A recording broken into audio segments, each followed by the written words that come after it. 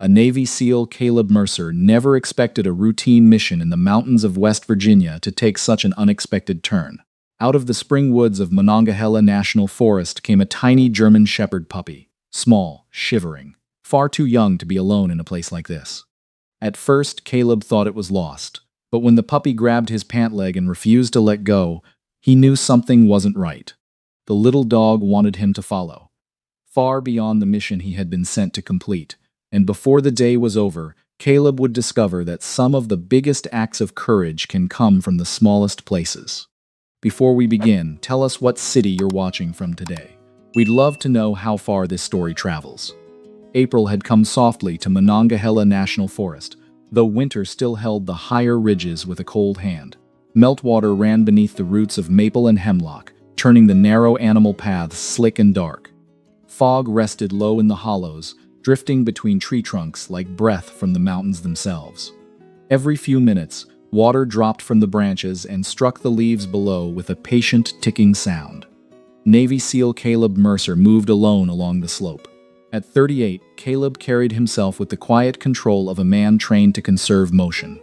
His camouflage field uniform was damp at the shoulders from the low branches, and a compact receiver rested against his chest rig, blinking with the weak remains of a signal.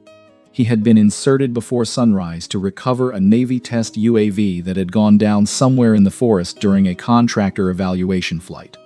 The assignment was clear: find the aircraft, secure the experimental sensor package, report extraction coordinates. The UAV had lost contact late the previous afternoon after crossing a section of rough terrain near the western ridgeline. According to the briefing, weather interference and terrain masking were the most likely causes. The device carried prototype software and imaging components that the Navy did not want sitting unattended in miles of public forest. On paper, it was a recovery mission. Out here, paper meant very little. Monongahela was too large, too folded, too old to give up anything easily. A ravine could swallow a signal. A slope could hide wreckage beneath laurel and wet leaves. A person could walk within 20 yards of what he was searching for and still pass it by. Caleb slowed near a fallen white oak and checked the receiver again. The signal flickered, weak, then steadier. He adjusted his path, climbing around the base of the ridge where moss-covered stones broke through the soil. The forest around him carried the morning in small pieces. A crow somewhere above the canopy, the distant push of water over rocks, the low scrape of branches moving against one another. Then something shifted in the brush ahead. Caleb stopped. The sound had been small, hardly more than leaves disturbed near the ground. Still, it arrived from the wrong direction and at the wrong rhythm. His hand lowered toward the utility knife fixed at his belt, while his eyes measured the undergrowth in front of him. Wind came from his left. Cover sat 10 yards behind him. The slope dropped hard to his right. He watched the brush without blinking. In these mountains, a black bear could move with surprising quiet, and a wounded animal could become unpredictable before a person had time to regret getting too close. Caleb had no interest in startling anything with claws, teeth, or panic. The leaves stirred again, a thin branch trembled. Then a tiny shape pushed through the mountain laurel and stepped into the open. Caleb's hand eased away from his belt. A German Shepherd puppy stood among the wet leaves, so small the forest seemed too large around it. Its paws looked oversized, its body unsteady, and its ears had not yet decided whether to stand or fold. Mud clung to its legs and belly, and the little animal trembled as if each breath took effort. For several seconds, Caleb simply looked at it. The puppy looked back. "Well," he said quietly, "you're a long way from anybody's porch." His voice barely disturbed the air. The puppy took one careful step forward, then another. It stopped, lowered its head, and seemed to study him with a seriousness far too old for its size. Caleb crouched slowly, keeping his movements open and calm. "Easy, little guy." The puppy came closer. By the time it reached his boot, its front legs shook hard enough to make its shoulders quiver. Caleb took the water bottle from his pack, poured a little into the cap, and set it on a flat stone. The puppy sniffed once, then drank with small, focused laps. Caleb waited. The woods waited with him. When the cap was empty, he poured a little more. The puppy drank that too, then lifted its head and looked past him toward the deeper trees. The movement was quick, sharp, and oddly deliberate. Caleb followed its gaze but saw only wet trunks, laurel, and the gray-green dimness of early spring. He broke a piece from a protein bar and placed it beside the stone. The puppy sniffed the food, ate once, paused. Its head turned again toward the same direction. Caleb noticed. The little dog returned to the food, chewed through another small bite, and then stepped away before it had finished. It walked a few yards into the leaves, stopped near a thin sapling, and turned back to him. Waiting. Caleb stayed crouched. The puppy came back, touched its nose to his boot, then returned to the same spot. Waiting again, the pattern repeated. Short walk, look back, return, nudge. Caleb's expression changed slowly. He had seen scared animals cling to people. He had seen hungry strays forget caution the moment food appeared. This felt different, quieter, and more focused, as if the puppy had spent the last bit of its strength reaching the only person it could find. He picked up the remaining piece of protein bar and held it near the puppy's mouth. Eat first, he murmured. Then we'll figure out what you want.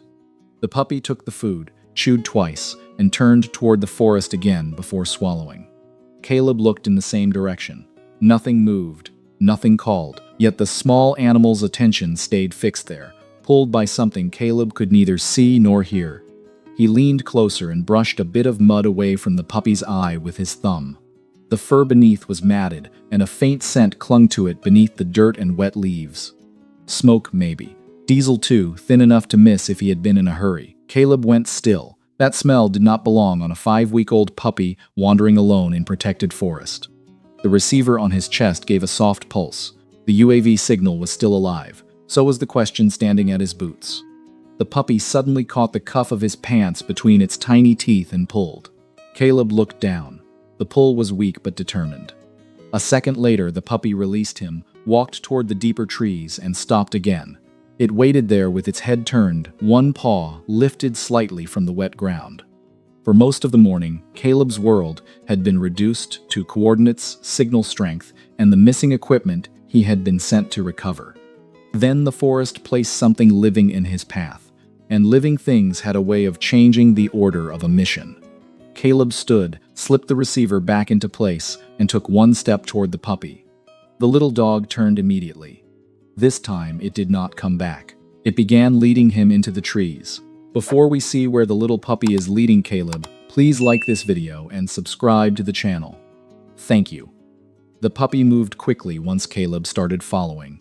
Its small body slipped through the undergrowth with surprising confidence, weaving between fallen branches and moss-covered rocks as if it had traveled the route many times before. Every few minutes it would stop, glance over its shoulder, and wait for Caleb to catch up. Then it would continue. The forest gradually changed around them.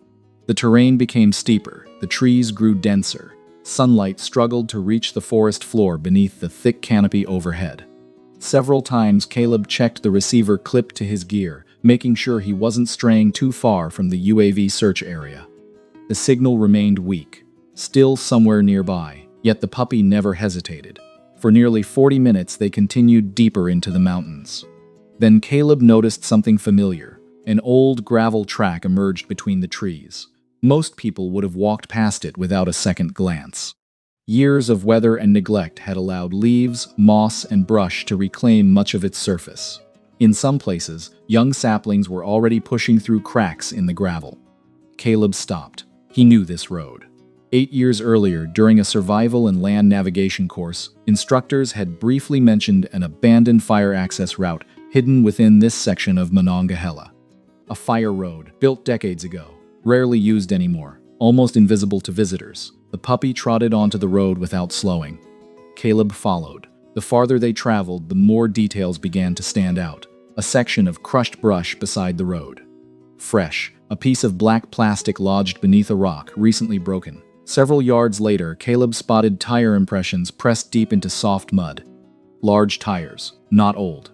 The edges remained sharp despite the rain. He crouched beside the tracks. The vehicle had passed through within the last day. Possibly less. A cool breeze drifted through the trees. Along with it came another scent, oil, faint but present. The road ahead curved around a hillside and disappeared from view. For the first time, Caleb found himself thinking less about the missing UAV and more about the trail unfolding in front of him. The puppy seemed to sense the change. Its pace slowed, its ears lifted, its attention sharpened. Whatever had drawn it this far appeared to be close. The forest grew quiet again. Even the birds seemed absent. Several hundred yards later, the road opened into a small clearing. Caleb stopped immediately. A pickup truck sat partially off the road near a shallow ditch. The front end had struck a large boulder. One headlight was shattered. The hood carried fresh damage. Steam no longer rose from the engine, but the vehicle hadn't been sitting there long. The puppy ran toward it. Caleb followed carefully. Military training encouraged caution around unknown scenes. People often focused on what they could see. Experience taught him to pay equal attention to what was missing. He approached from the driver's side. The door stood open. The key remained in the ignition. The engine was off. The airbag had never deployed. Caleb studied the damage again. The collision appeared minor, too minor. He circled the vehicle slowly. No blood, no obvious signs of a medical emergency. No indication that someone had suffered a serious impact. Yet nobody was there. Something felt wrong. The deeper Caleb looked, the more questions appeared. Near the driver's door, he found part of a broken camera strap hanging from a metal bracket. The torn edge looked recent. A few feet away, disturbed mud covered part of the roadside. Rain had softened many details, but several marks remained visible. Something heavy had moved through the area, or someone. Caleb remained crouched for several seconds, studying, comparing, thinking. The scene refused to fit together cleanly. A pickup with limited damage, a missing driver, broken equipment, signs of activity after the crash. The pieces belonged together. He simply couldn't see the full picture yet. The puppy whined softly. Caleb looked toward the cab. Let's see what you know. Inside, the truck carried the familiar signs of someone who spent long days outdoors: maps, work gloves, field notebooks. A half-empty coffee thermos secured between the seats. On the passenger side sat a framed photograph. Caleb picked it up. A young woman wearing a forest ranger uniform sat on the wooden steps of a ranger station. She couldn't have been much older than 30. Across her lap rested a tiny German Shepherd puppy inside a woven basket. The resemblance was impossible to miss. The same markings. The same oversized ears, the same intelligent eyes. Caleb looked down at the puppy beside the truck, then back at the photograph. The little dog stared at the image. For several seconds it didn't move. The silence carried more weight than any explanation. A connection existed. That much was obvious. Everything else remained unclear.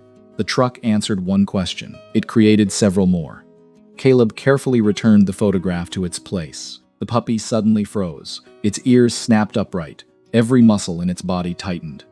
Caleb saw the reaction immediately. Years of working alongside military K9 teams had taught him to trust certain instincts. Animals often notice danger long before people did. The puppy turned toward the road, listening, waiting. Caleb listened too. At first he heard nothing. Only wind, only leaves, only distance. Then the sound arrived. Faint, mechanical, an engine, still far away, growing louder. The puppy moved closer to him. Caleb's expression hardened. A vehicle was approaching. Out here. On a road almost nobody used. That alone was enough. Without hesitation, he scooped up the puppy and slipped into a dense patch of brush, overlooking the clearing. Branches closed around them as he settled into concealment and watched the road through a narrow opening. The engine grew louder. Then a dark pickup rounded the bend. It rolled to a stop beside the damaged truck. Two men climbed out. Both appeared irritated. Neither looked surprised to find the vehicle there. Caleb remained perfectly still. The puppy stayed silent against his chest. One of the men kicked a loose stone across the road. "I told you, we should have searched it better the first time." The second man slammed the truck door. "We searched it, then where is it?" The first man looked toward the damaged pickup. "Because if she hid that card somewhere in there and somebody finds it before we do, we're all gonna have a problem." Caleb's attention sharpened. Card, hidden, she. The conversation continued as the two men began checking the vehicle. Fragments drifted through the clearing. Mentions of footage. Mentions of dumping sites. Mentions of someone who was still being held until they recovered what she had recorded. The details remained incomplete, but the meaning was becoming clear. This was no accident. And whatever had happened on this road had started long before Caleb arrived. The two men continued searching, unaware that someone was listening, unaware that a frightened puppy had already brought help. The two men remained at the damaged pickup for less than 15 minutes. It felt longer. Caleb stayed motionless inside the brush, while fragments of their conversation drifted through the clearing. The puppy remained pressed against his chest, surprisingly quiet despite its age. Eventually, the search ended. Neither man looked satisfied. One slammed the driver's door hard enough to shake the vehicle. The other scanned the surrounding woods one final time. Then they climbed back into their truck and drove away. The sound of the engine faded slowly through the mountains. Only after the forest settled into silence again did Caleb move. He waited another full minute, then another. Old habits. Good habits. When he finally emerged from concealment, the puppy immediately jumped from his arms and trotted toward the road. Caleb watched the direction the truck had disappeared. The situation had changed, significantly. The missing UAV remained important. The Navy would still want its equipment recovered. But now there was evidence suggesting a civilian had been taken against her will. And, whatever those men were protecting, appeared serious enough to make them return to a crash site in search of hidden evidence.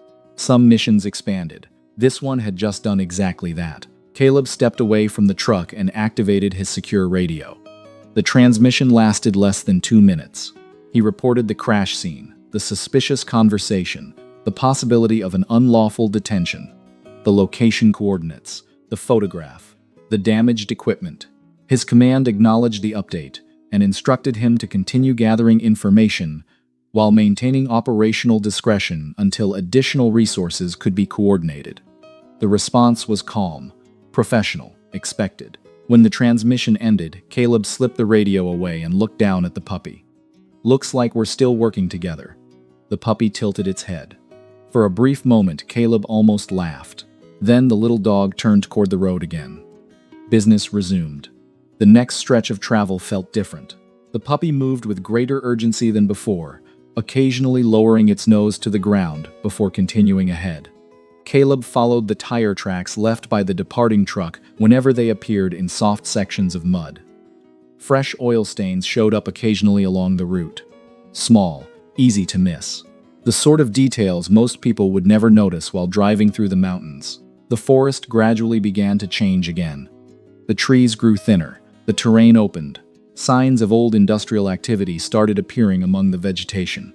Pieces of rusted pipe, collapsed fencing, concrete foundations hidden beneath vines, a weathered warning sign half buried in brush.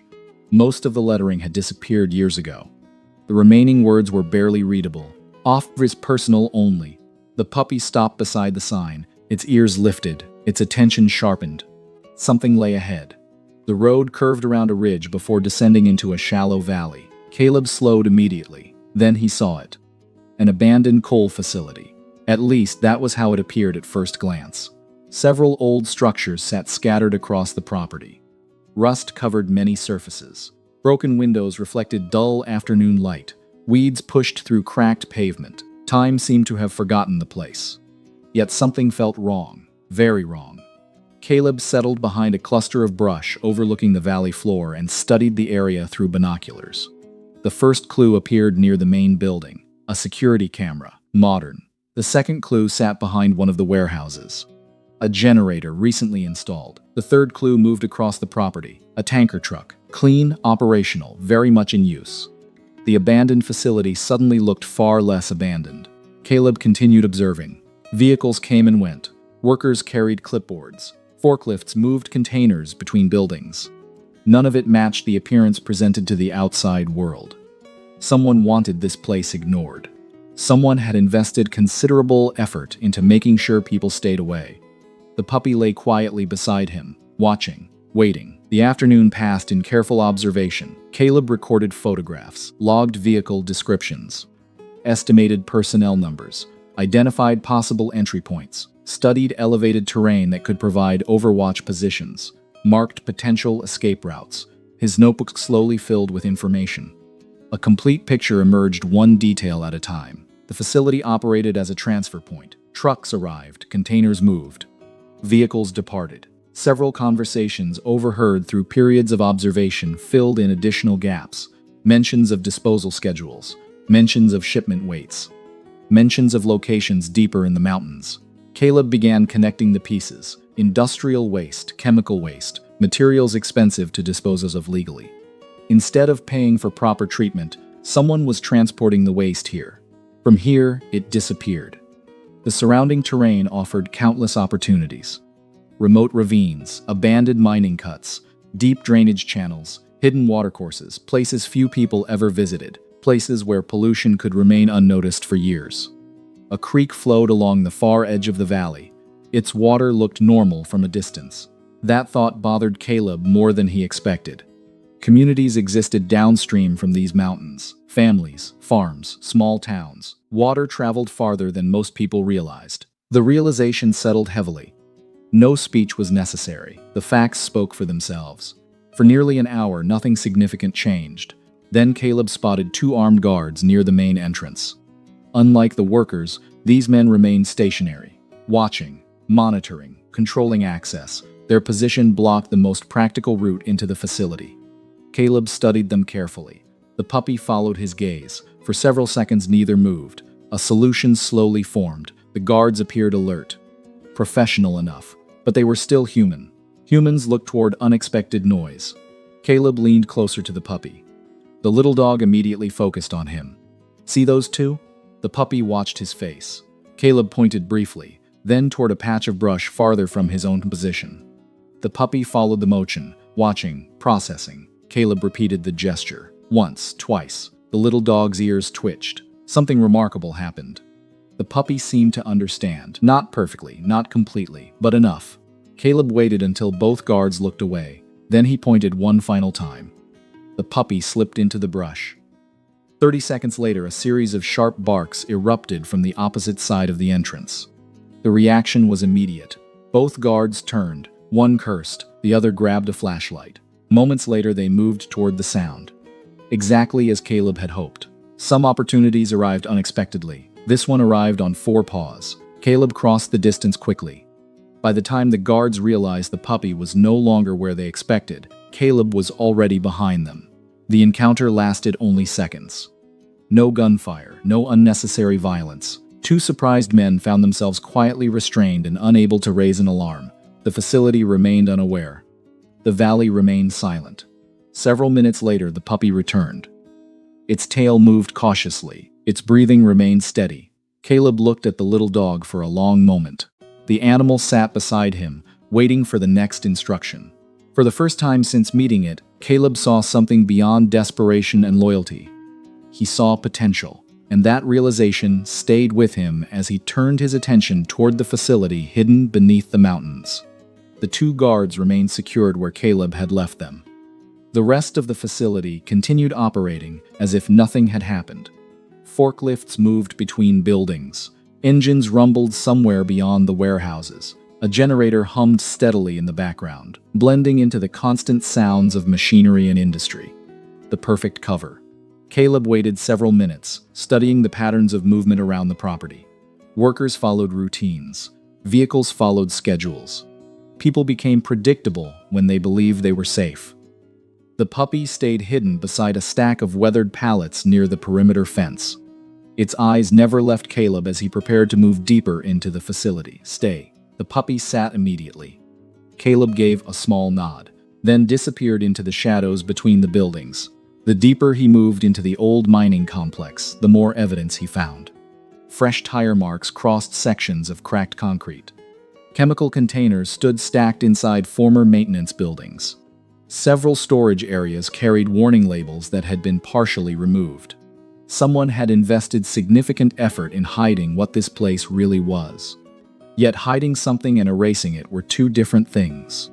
A narrow service corridor led toward the oldest section of the facility. The buildings here looked different, older, more isolated. Less active, Caleb slowed. A single guard sat outside one doorway, absorbed in his phone. The man never saw Caleb approach. Seconds later, he was quietly restrained and left unable to raise an alarm. The hallway beyond smelled of dust, rust, and damp concrete. A flickering light hung overhead. Water dripped somewhere in the darkness. Then Caleb heard a voice, a woman, faint, tired, but unmistakably human. He followed the sound to a locked storage room. The lock offered little resistance. The door opened.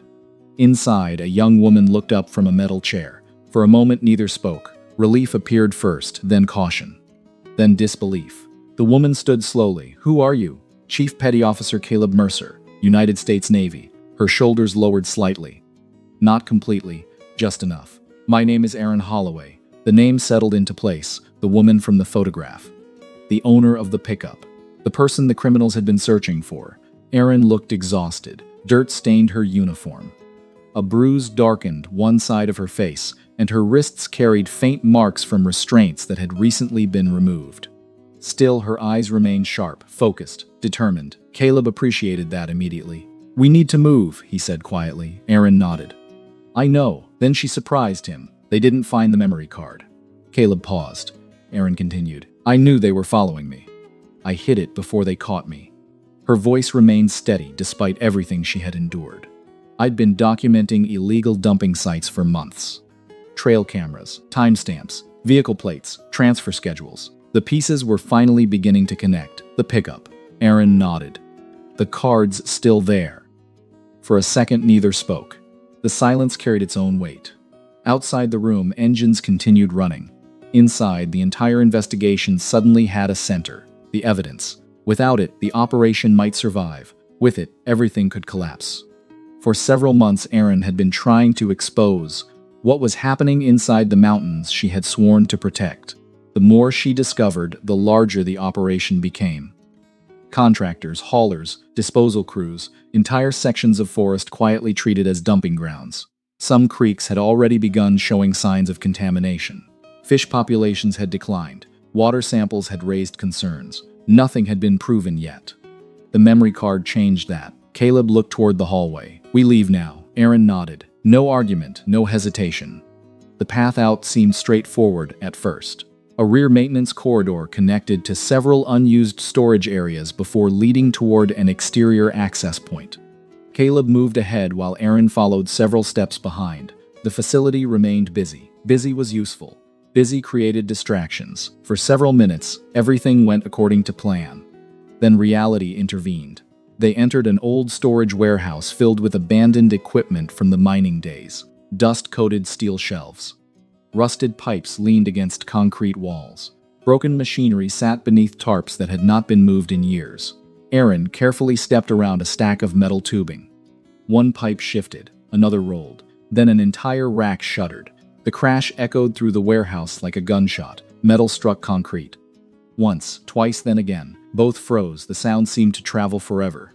Caleb closed his eyes briefly, not from frustration. From calculation. Voices appeared almost immediately. 3 men. Close. Very close. A flashlight beam swept across the far end of the warehouse.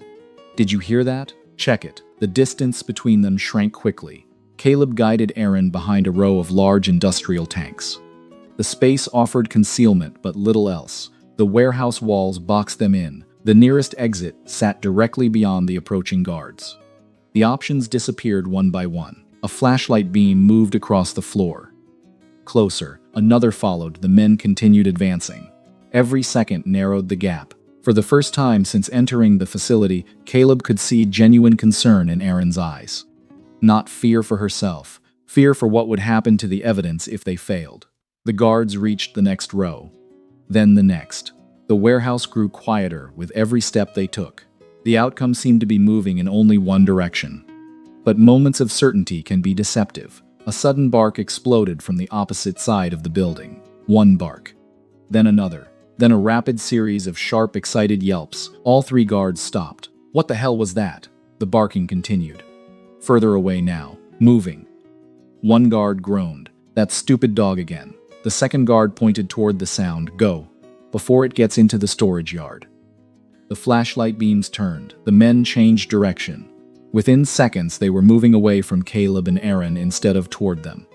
The barking continued to draw them deeper into the facility. Only when the voices disappeared did either person breathe normally again. Neither spoke, neither needed to. The relief said enough. Caleb looked toward Erin. "Let's move." This time they reached the exterior fence line without incident. The moment they stepped beyond the facility perimeter, a small shape burst from the trees. The puppy ran straight toward them. Toward Erin. She dropped to her knees. The little dog launched itself into her arms. For several seconds, all Caleb heard was the rustle of leaves and the quiet sound of Aaron trying unsuccessfully to hold back tears. Brisk. The name emerged almost as a whisper.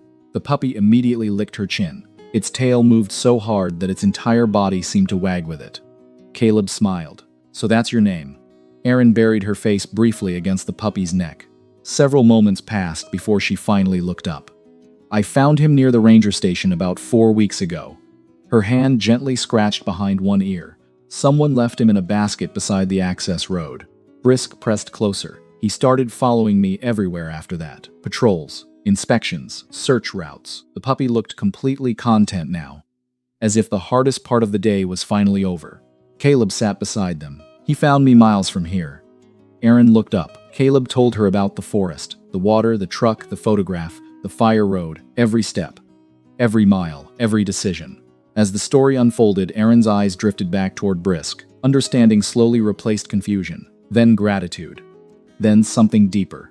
The little dog had not run away to save himself. He had gone looking for help, and somehow, against impossible odds, he had found exactly the person she needed.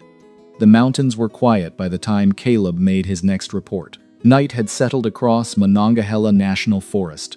The ridgelines had faded into darkness, and a cold wind moved through the trees above the temporary observation point where he, Aaron, and Brisk waited.